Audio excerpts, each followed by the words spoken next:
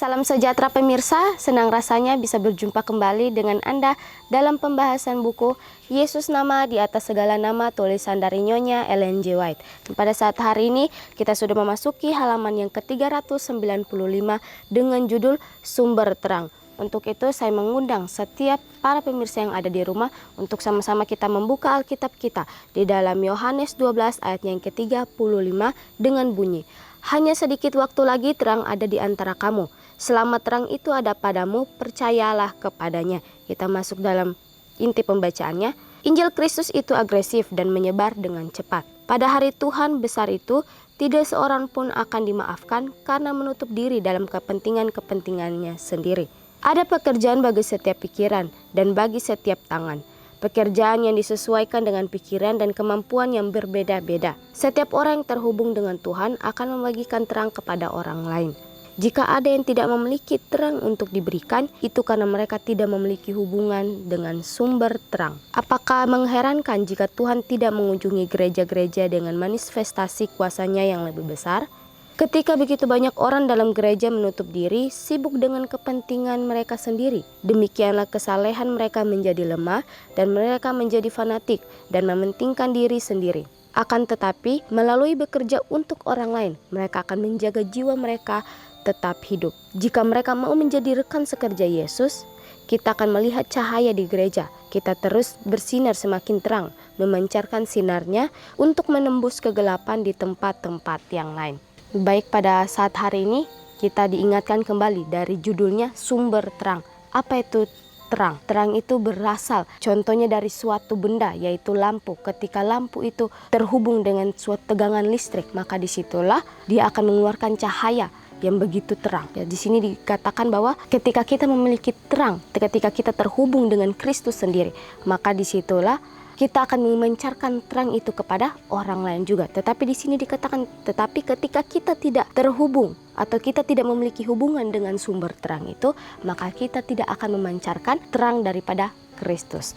Dikatakan bahwa hanya sedikit waktu lagi terang ada di antara kita semua. Selagi terang itu masih ada kepada kita pribadi lepas pribadi, janganlah kita sia-siakan terang itu. Tetapi dikatakan percayalah kepada terang itu. Karena dikatakan bahwa pada hari Tuhan yang besar itu tidak seorang pun yang akan dimaafkan karena menutup diri dalam kepentingan-kepentingan dirinya sendiri. Bagaimana Kristus mengingatkan kita kembali. Ketika Kristus datang ke dunia ini, dia tidak pernah mementingkan dirinya sendiri. Sehingga ada binatang yang kelaparan pun, di situ Kristus juga merasa kelaparan. Tetapi bagaimana dia tidak mementingkan dirinya sendiri. Dia memberikan makanan itu walaupun dia juga lapar. Tetapi bagaimana dia memberikan contoh yang sangat luar biasa kepada kita, pribadi lepas pribadi. Dia memberikan contoh yang sangat luar biasa. Dia tidak mementingkan dirinya sendiri. Bagaimana kita juga tahu kisah daripada Kristus ketika dia datang ke dunia ini untuk menyelamatkan umat manusia. Dia tidak mementingkan dirinya sendiri. Dia rela datang turun dari takhta yang kudus untuk menembus dosa umat manusia. Apakah yang terjadi ketika Yesus sendiri mementingkan dirinya sendiri? Dia tidak mau datang ke dunia ini untuk menyelamatkan umat manusia. Apa yang terjadi dengan kita masing-masing? Jadi katakan kita tidak akan memiliki kehidupan yang kekal. Kita akan binasa karena dosa-dosa dan kesalahan kita sendiri. Dan juga dikatakan bahwa ada pekerjaan bagi setiap pikiran dan bagi setiap tangan, pekerjaan yang disesuaikan dengan pikiran dan kemampuan yang berbeda-beda. Setiap orang yang terhubung dengan Tuhan akan membagikan terang kepada orang lain. Jika ada yang tidak memiliki terang itu, untuk diberikan karena mereka tidak memiliki hubungan dengan sumber terang itu. Sangat luar biasa, sangat jelas dikatakan. Ada pekerjaan bagi setiap pikiran dan bagi setiap tangan. Pekerjaan-pekerjaan yang sudah Tuhan siapkan bagi umat manusia. Tetapi tergantung pilihan kita masing-masing. Apakah pekerjaan itu yang Tuhan berikan dalam kehidupan kita? Apakah kita mau menerima pekerjaan itu dengan sepenuh hati kita? Ataukah pekerjaan yang Tuhan berikan kepada kita, malah kita melarikan diri atau kita tidak mau mengambil pekerjaan yang Tuhan berikan kepada kita. Dan sangat jelas bahwa dikatakan jika ada yang tidak memiliki terang, maka mereka tidak terhubung dengan sumber terang itu. Pertanyaan kepada kita pribadi lepas pribadi, apakah saudara, apakah saudari, apakah saya sendiri mempunyai terang itu? Apakah kita terhubung dengan sumber terang itu? Sehingga kita dapat memancarkan sumber cahaya yang terang itu kepada orang lain. Dikatakan bahwa jika ada yang tidak memiliki terang itu, maka mereka tidak terhubung dengan sumber terang itu. Dan dikatakan di sini bahwa apakah mengherankan jika Tuhan tidak mengunjungi gereja-gereja dengan manifestasi kuasanya yang lebih besar ketika begitu banyak orang dalam gereja menutup diri, sibuk dengan kepentingan mereka sendiri. Pertanyaan kepada pribadi lepas pribadi, pada umat Kristen. Ketika kita di dalam gereja sekalipun, diri kita ada di dalam gereja sekalipun, kita mengaku kita pengikut Kristus, kita mengaku kita ini anak-anak Tuhan, tetapi hanya Tuhan dan kita pribadi yang tahu apakah hati kita itu benar-benar hanya kepada Tuhan, ataukah badan kita saja yang masuk di dalam gereja, tetapi kita menutup hati kita supaya Kristus tidak hadir dalam kehidupan kita. Karena di sini dikatakan, apakah mengherankan jika Tuhan tidak mengunjungi gereja-gereja yang Tuhan berikan, yang Tuhan percayakan supaya untuk menjadi suatu bangunan di mana semua umat manusia dapat berkumpul untuk menyembah dan membuka hati mereka untuk menerima Kristus. Tetapi dikatakan apakah mengherankan jika Tuhan tidak hadir dalam gereja-gereja itu. Bukan salah dari gereja-gereja atau bangunan-bangunannya, tetapi dari pribadi lepas pribadi. Karena kita menutup diri kita, menutup hati kita supaya terang itu tidak masuk dalam kehidupan kita. Karena dikatakan mereka menutup diri karena mereka sibuk dengan kepentingan mereka sendiri. Kembali diingatkan, mementingkan diri sendiri. Bagaimana kita lebih mementingkan diri kita sendiri. Kita tidak melihat di sekitar kita banyak orang yang membutuhkan pertolongan kita, tetapi kita menutup mata kita menutup telinga kita menutup hati kita supaya kita tidak melihat di sekitar kita banyak sekali orang yang memerlukan bantuan kita. Jika mereka mau menjadi rekan sekerja Yesus, kita akan melihat cahaya di gereja kita terus bersinar semakin terang, memancarkan sinarnya untuk menembus kegelapan di tempat-tempat yang lain. Sangat luar biasa dikatakan bahwa ketika kita mau menjadi rekan-rekan Kristus, menjadi rekan-rekan pekerja dengan Kristus, dikatakan di sini bahwa kita akan memancarkan sinarnya untuk menembus kegelapan-kegelapan di tempat-tempat yang lain. Biarlah cahaya yang Tuhan berikan kepada kita, biarlah sumber terang yang Tuhan sudah berikan kepada kita, biarlah ketika Tuhan sudah mempercayakan terang itu dalam kehidupan kita masing-masing, janganlah kita lalaikan itu, janganlah kita abaikan terang itu, karena dikatakan selama terang itu masih ada bersama-sama dengan kita, janganlah kita ragu, janganlah kita bimbang, tapi dikatakan percayalah kepada terang itu. Dan dikatakan, oh sekiranya mereka mau bangkit dan mengenakan pakaian yang indah, yaitu kebenaran Kristus. Betapa besar perubahan yang akan diwujudkan dalam pengaruhnya dan dalam kondisi rohaninya. Kecemburuan, mencari-cari salah, dendam, iri hati dan perselisihan, percocokan demi keunggulan akan terhenti. Simpati yang dalam terhadap Kristus dan misi kasih dan belas kasihannya akan membawa para pekerja ke dalam simpati yang dalam terhadap satu sama lain. Dan tidak akan ada kecenderungan untuk menghargai kejahatan itu yang jika dituruti dalam kekutukan bagi gereja. Dalam memberikan perhatian pada pekerjaan penyelamatan jiwa-jiwa, mereka akan mendorong diri mereka sendiri untuk lebih saleh dan murni. Akan ada kesatuan, tujuan, dan keselamatan jiwa-jiwa yang berharga akan dirasakan begitu penting, sehingga semua perbedaan-perbedaan kecil akan hilang lenyap sepenuhnya.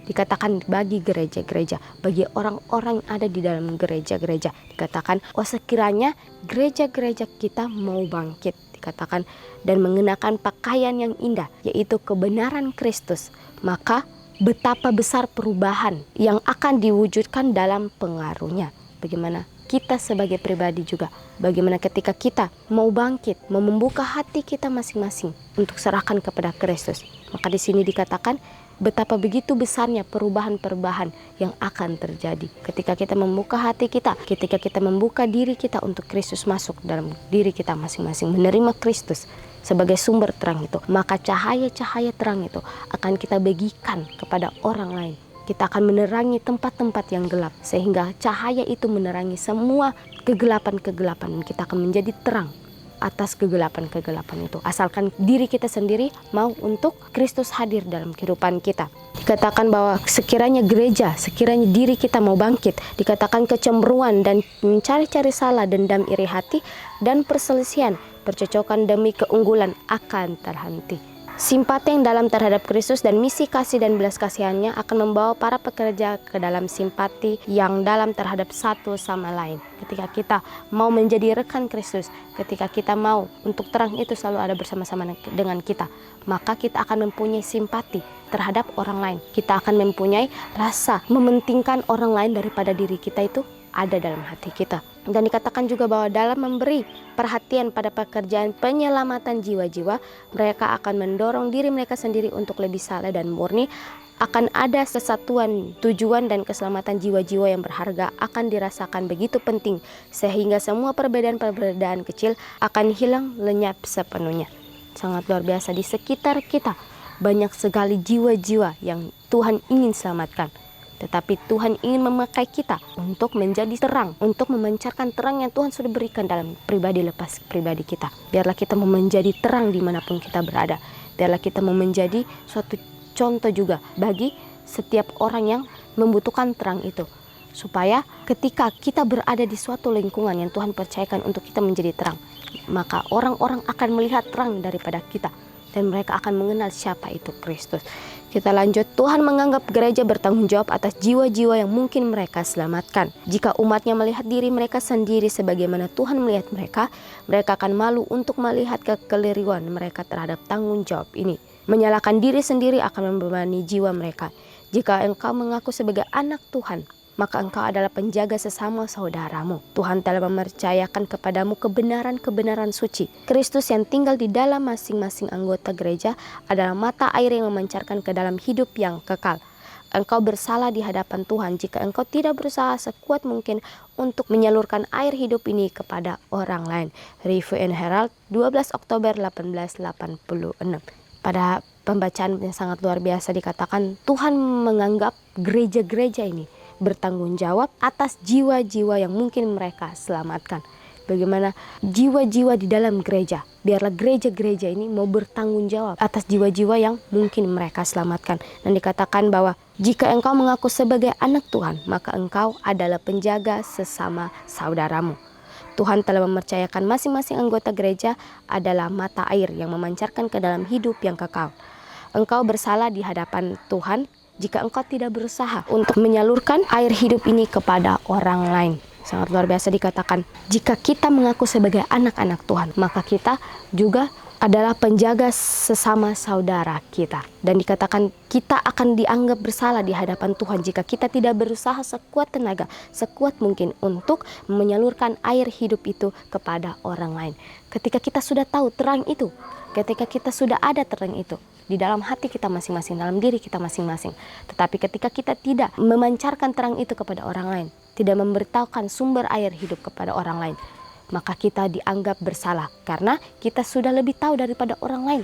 Kita sudah tahu akan sumber cahaya itu. Tetapi kenapa Tuhan menganggap kita bersalah? Karena kita sudah lebih tahu tetapi kita tidak memberitahukan itu kepada orang lain yang di sekitar kita. Jadi pelajaran yang sangat luar biasa untuk kita selalu ingat di dalam kehidupan kita masing-masing. Bagaimana di pelajaran ini mengingatkan kita untuk tidak mementingkan diri kita sendiri, untuk tidak menutup diri dari terang yang Tuhan berikan dalam kehidupan kita. Renungkan lebih dalam, dikatakan berkat Tuhan yang manakah yang sangat dibutuhkan oleh gereja saya?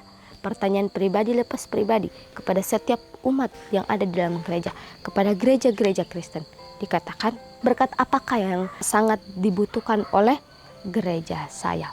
Pertanyaan pribadi lepas pribadi, biarlah kita boleh jawab itu kepada diri kita masing-masing. Ya baik pemirsa, sampai di sini acara pembacaan kita pada hari ini. Kita akan bertemu kembali dalam pembahasan yang berikutnya. Salam sejahtera dan Tuhan memberkati.